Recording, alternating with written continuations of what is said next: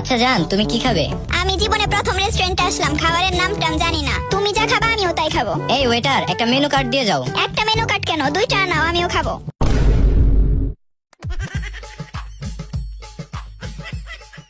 জান, তোমার একটা মেকআপ ছাড়া ছবি দাও তো। কেন, কি করবা? আমার ছোট ভাই রাতে পড়তে বসে না, ওকে এটা দেখিয়ে ভয় দেখাবো।